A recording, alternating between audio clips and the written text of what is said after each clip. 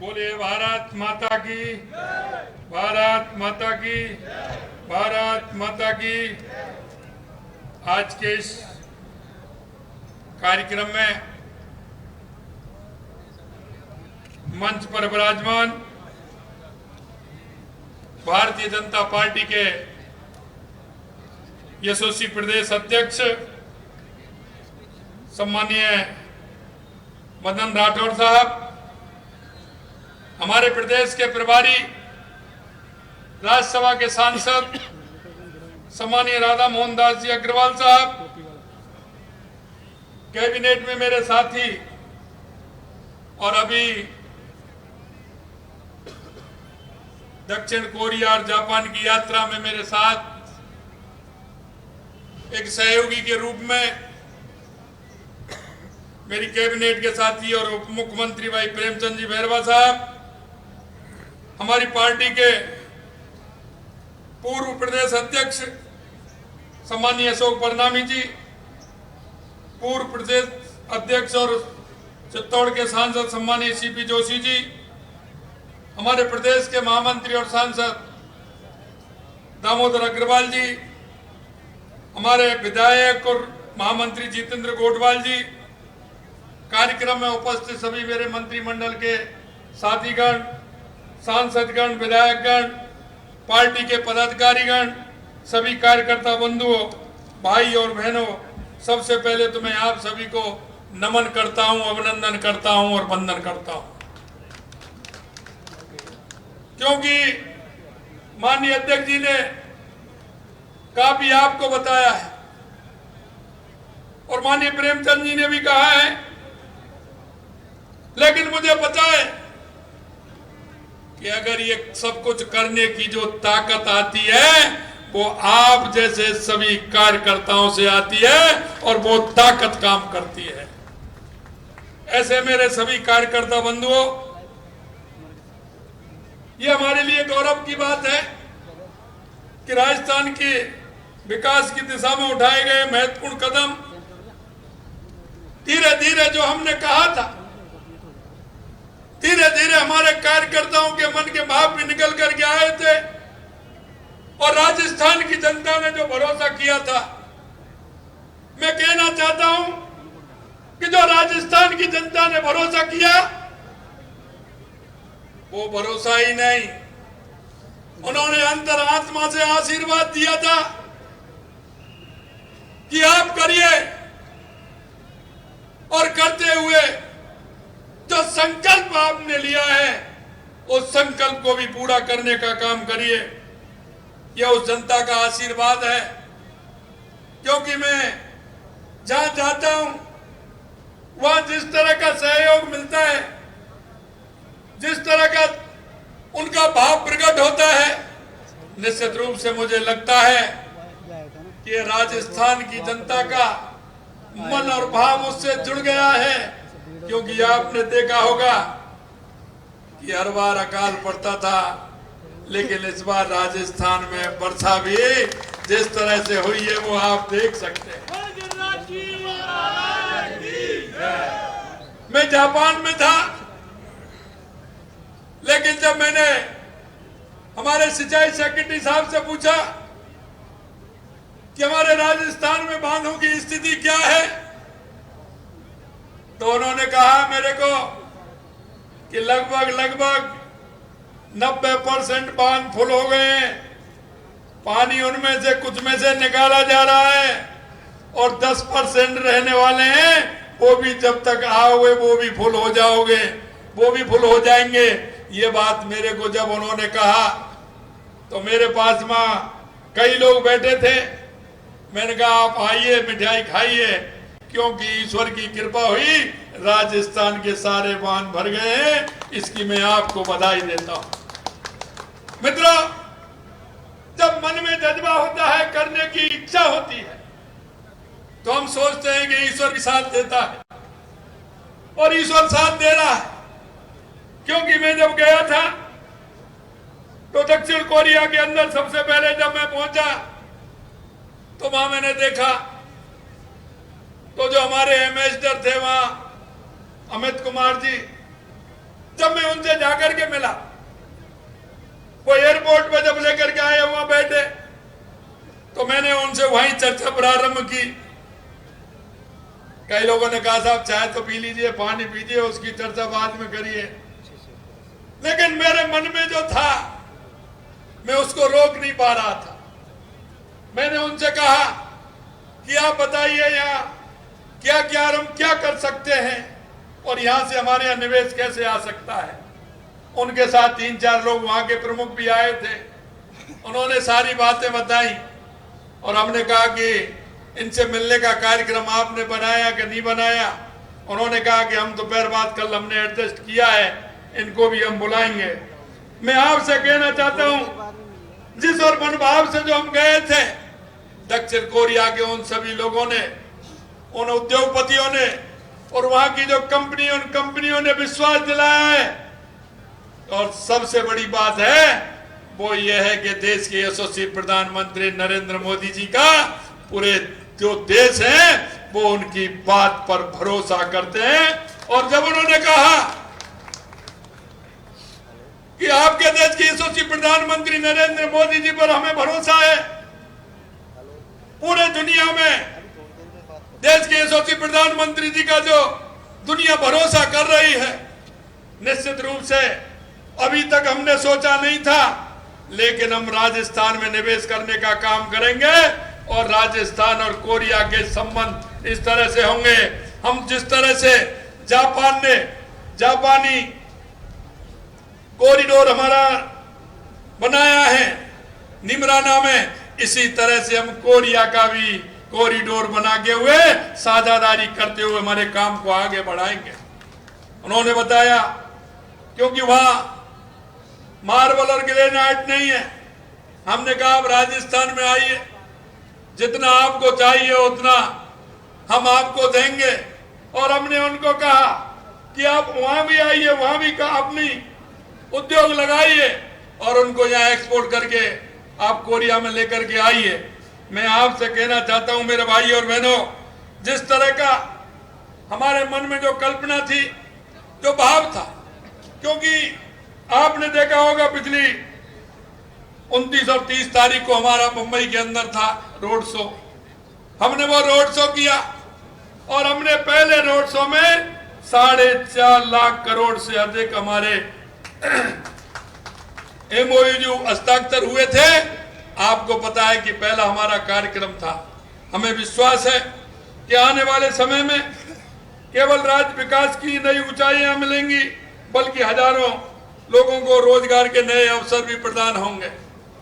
हम जब जापान में गए तो जापान की अर्थव्यवस्था को जब हमने देखा, वहां की स्थिति को हमने देखा, मैं कहना चाहता हूं मित्रों,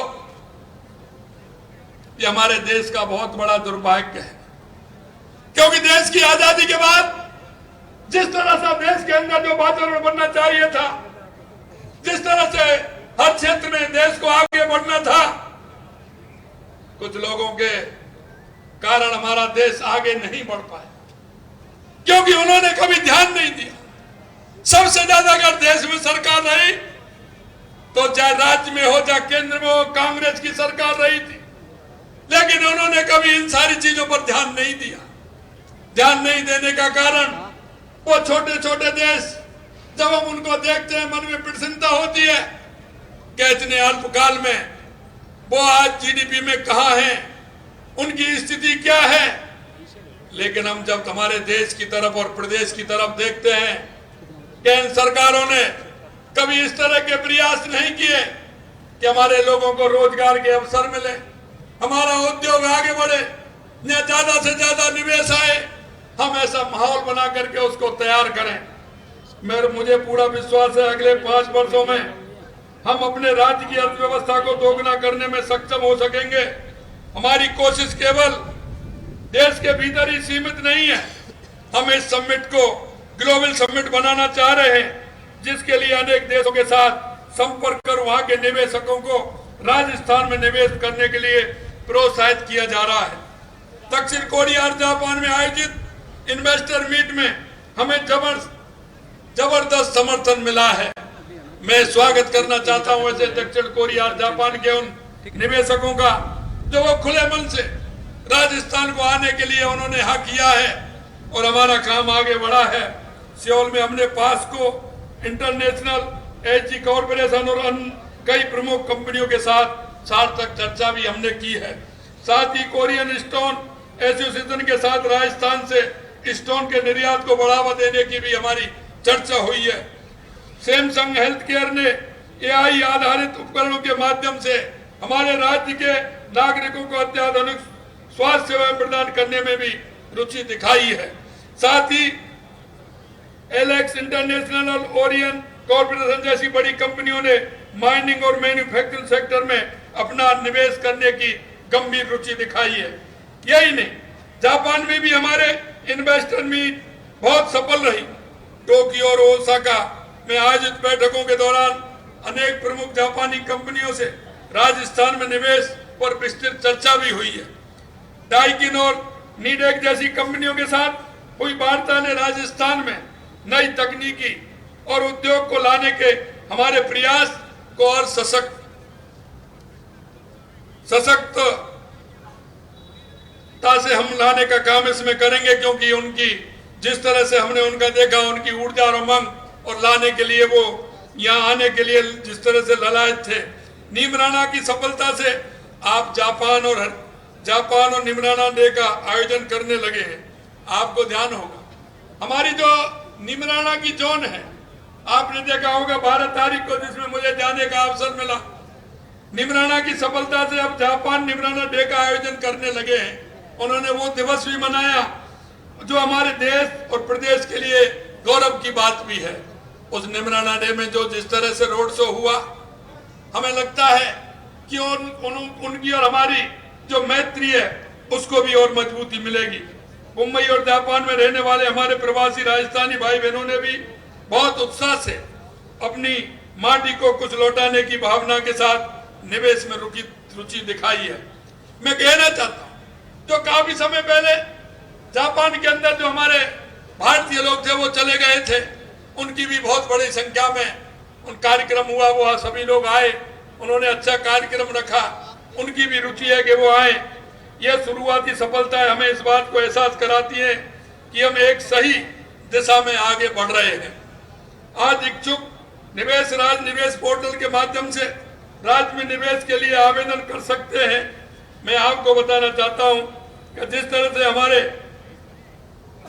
हमारी सरकार ने सिर्फ एमओयू करने में ही नहीं, उसे धरातल पर उतारने में यकीन रखती है।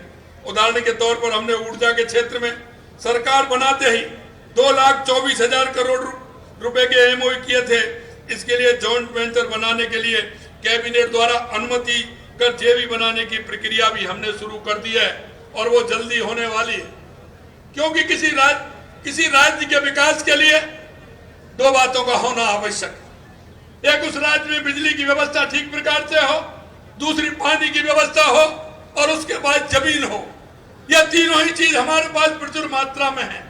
हमने कहा कि बिजली के क्षेत्र में हमने एमओयू किए हैं, पानी के क्षेत्र में भी आपने देखा है जिस तरह से हमारी योजनाएं हमने बढ़ाने का हम प्रयास कर रहे हैं और जल्दी वो आने वाली है। और जमीन हमारे पास है। हम कह सकते हैं कि राजस्थान का आने वाले समय में निश्चित रूप से राजस्थान की जनता ने जो आशा और उम्मीद हमसे की थी, हम निश्चित रूप से कहना चाहते हैं कि उन आशा और उम्मीदों को हम पूरी करेंगे। हम कहने में नहीं करने में यकीन रखते हैं। हाल ही में एक आपने देखा होगा, एक फिल्म निर्माता मेरे पास आए थे, मैं सेक्रेटरीट में बैठा हुआ था। उन्होंने कहा कि साहब इस तरह से आपसे मिलना चाहते हैं। वो मेरे पास आए, उन्होंने अपनी बात बताई। उन्होंने कहा कि साहब काफी समय से, क्योंकि मैं राजस्थान का रहने वाला हूं, मैं राजस्थान के अंदर फिल्म सिटी बनाना चाहता हूं, लेकिन मैं कम से कम 15 साल से प्रयास कर रहा हूं, मेरे को कहीं कोई जमीन नहीं मिली। मैं एक अच्छा काम करना चाहता हूं, मेरे मन में कल्पना है। मैंने कहा कि आप आइए, बैठिए। उन्होंने अपनी बात बताई। हमने हमारे अधिकारियों को निर्देशित किया कि इनको बताइए, आज ही जमीन दिखाइए। और मैं आपको विश्वास दिलाना चाहता हूं, वो कई वर्षों से घूम रहा था, कई समय से चक्कर लगा रहा था, जब तक उस दिन हमारी कैबिनेट की मीटिंग थी। लेकिन जितनी देर में हमारी कैबिनेट की मीटिंग हुई उतनी देर में वो स्थान देख करके आ गया और हमें जगह भी चिन्हित कर दी और आज वो फिल्म सिटी लगाने के लिए एमओयू करने को वो तैयार है। हम वर्षों में नहीं, हम दिनों में नहीं, हम घंटों में विश्वास करते हैं और हमने 4 घंटे के अंदर उसको जमीन दिखाते हुए अलॉट करने का काम किया कि आप आइए, जमीन देखिए और फिल्म सिटी आप लगाइए। इसलिए मैं कहना चाहता हूं, काम करने की इच्छा शक्ति, अगर अच्छे काम के लिए आपकी इच्छा शक्ति होगी तो निश्चित रूप से ईश्वर भी मदद करेगा और जन जन की जो भाव और आत्मा है वो भी आपको आगे करने की बात कहेगी। इसी तरह सरकार में विभिन्न राज्यों और देशों में आने वाले निवेशकों को सफलतापूर्वक धरातल पर उतारने के लिए हमने एक काम और किया है जिससे उसको ठीक तरह से हम उतार सके। हमने हमारी जो जितनी भी कंट्रियां हैं 25 कंट्रियों के अंदर हमने एक स्थायी रूप से एक आईएएस को लगाया है, स्थायी रूप से, कि वो हमेशा उस कंट्री के सहयोग में रहेगा, उनसे बातचीत करता रहेगा। यहाँ भले ही उसका डिपार्टमेंट बदल जाए, उसका ट्रांसफर हो जाए, लेकिन वहां के लिए वो स्थायी है। जब तक वो रिटायरमेंट होता है जब तक उस देश के लिए स्थायी रहेगा, जिससे उससे संबंध रहेंगे। कोई भी बात होगी तो उनसे बात करेंगे और ज्यादा से ज्यादा प्रदेश के अंदर वो निवेश ला सके, इसके लिए भी हमने सुनिश्चित की है। हमारा लक्ष्य है कि राजस्थान को न केवल औद्योगिक केंद्र के रूप में बल्कि एक ऐसी जगह बनाएं जहां संभावना और विकास दोनों असीम हो। और मैं कहना चाहता हूं आपसे मेरे भाई और बहनों कि राजस्थान में अपार संभावना है, राजस्थान के अंदर अपार संभावना है, चाहे वो मिनरल के क्षेत्र में हो, खनिज के क्षेत्र में हो। और मैं कहना चाहता हूं आपसे मेरे भाई और बहनों कि राजस्थान में अपार संभावना है, राजस्थान के अंदर अपार संभावना है, चाहे वो मिनरल के क्षेत्र में हो, खनिज के क्षेत्र में हो, चाहे वो टेक्सटाइल के क्षेत्र में हो, चाहे ऑटोमोबाइल के क्षेत्र में हो, चाहे ऊर्जा के क्षेत्र में हो, क्योंकि सूर्य भगवान की हमारे ऊपर कृपा होती है, सूर्य भगवान की कृपा है और हमारे पास जमीन भी बहुत है। इसलिए मैं कहना चाहता हूं, कोई भी क्षेत्र हो, किसी भी क्षेत्र में राजस्थान में निवेश की संभावनाएं बहुत हैं। इसलिए मैं कह सकता हूं कि राजस्थान में संभावनाओं को देखते हुए निवेश आएंगे और राजस्थान के अंदर करेंगे। हम दिल्ली में 30 सितंबर और 1 अक्टूबर को दूसरा बड़ा शो भी करना चाह रहे हैं। उसमें कई देशों के राजदूत सहित भारत सरकार के विभिन्न मंत्रालयों के उपक्रम के साथ निवेश आकर्षण करने वाले राज्य के विकास में नया अध्याय लिखने वाली नई नीतियां जारी करने के साथ ही बड़ी कंपनियों से निवेश प्रस्तावों पर चर्चा होगी तथा कई लाख करोड़ रुपए के निवेश भी उसमें हस्ताक्षर होंगे। हमें आशा ही नहीं बल्कि पूर्ण विश्वास है कि हम शीघ्र ही राजस्थान के अंदर कई बहुत बड़े एमओयू करने वाले हैं और हमारा यह लक्ष्य है कि अक्टूबर के पखवाड़े में हम उसे पूरा कर लेंगे। आप सभी का सहयोग निश्चित रूप से इस सफर में बहुत महत्वपूर्ण है और मैं ये चाहता हूं कि हम सब मिलकर के इस यात्राओं को ऊंचाइयों पर ले जाएं। और मैं आपसे इतना कहना चाहता हूं कि आपका जो भाव और मन से हमारा समझौता होने वाला है। एक बात और मैं बताना चाहता हूं कि उन्होंने एक कंपनी है, वो तो सिर्फ उसने वायदा किया है कि हम 5 साल के अंदर 15,000 युवकों को जापान के अंदर नौकरी देने का काम करेंगे। 15,000 ये एक कंपनी ने वायदा किया है और यहाँ ही उनकी ट्रेनिंग होगी, यहाँ ही उनको उनकी भाषा में सिखाने का काम किया जाएगा। और हमने ये भी निर्णय लिया है क्योंकि जब हम अन्य देशों में गए हैं तो वहां की भाषाएं अलग हैं और भाषाएं अलग होने के कारण कई बातें समझ में नहीं आना, ये भी एक दिक्कत है। हमने सोचा है कि एक हम हमारे राजस्थान के अंदर सभी देशों की भाषाओं के लिए एक हम विद्यालय भी महाविद्यालय भी खोले जिससे पूरे देश के लोग आकर के यहाँ पढ़े और हमारे लोगों को उनकी भाषा भी सीखे, जिससे कि वो वहां निवेश भी कर सके, आदान प्रदान भी कर सके, जिससे राजस्थान को और मजबूती मिलेगी। अंत में मैं आपसे इतना कहना चाहता हूं कि आप लोगों ने जिस और मन भाव से एयरपोर्ट से लेकर के हमारा स्वागत और अभिनंदन किया है। निश्चित रूप से माननीय अध्यक्ष जी ने मेरे से कहा था, मैंने कहा ऐसी तो कोई बात नहीं अध्यक्ष जी ने कहा नहीं, आप इतना बड़ा काम करके आए हैं, मैंने कहा आने वाले समय में और भी काम बड़े होने वाले हैं। आपने जिस मन और भाव से एयरपोर्ट से लेकर के यहाँ तक जो स्वागत और अभिनंदन किया है, मैं इसको मान सकता हूँ, क्योंकि 1-2 आदमी 10 आदमी कुछ नहीं कर सकते। ये जो करते हैं आपके मन की भावना करती है, और वो मन की भावना व्यक्ति के मन को ताकत देती है। और मैं यही कहना चाहता हूँ, राजस्थान के 8 करोड़ लोगों की ताकत, उनका मन और भाव जिस तरह से है, हम आपको विश्वास दिलाते हैं कि इन 5 सालों में राजस्थान को ऊंचाइयों पर लेकर के जाने का काम हमारी सरकार करेगी, और हम इस निवेश के माध्यम से राजस्थान को मजबूत करने का काम करेंगे। और मैंने पहले भी कहा था कि 4 लाख हम सरकारी नौकरी देंगे, और जब मैं 6 लाख की कहता हूं तो वहां मुझे लगता है कि जो प्राइवेट तौर पर जो मैंने 6 लाख नौकरियों के लिए कहा है, इसकी संख्या और बढ़ती हुई जाएगी। ये मैं आपको विश्वास दिलाना चाहता हूं। आपने जिस तरह से स्वागत और सम्मान किया है, उसके लिए माननीय अध्यक्ष जी को, अध्यक्ष जी की टीम को, सभी हमारे साथियों को, हमारे सांसद जी, हमारे विधायक जी, हमारे कैबिनेट के साथी और आप सभी आमजन को, तो मैं देख रहा था कोई सीकर से, झुंझुनू से और वहां से भी आ गए। मैंने कहा आप कैसे आए? उन्होंने कहा हमें पता आप आ रहे हैं, इसलिए हम आप आए हैं।